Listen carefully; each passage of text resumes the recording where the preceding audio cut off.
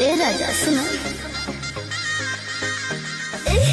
कितना दे दवाई बता दे कितना धम कोई बहो आय बुला बात में हूँ कितना फुसी नहीं बहो रोहे वाली नहीं खिर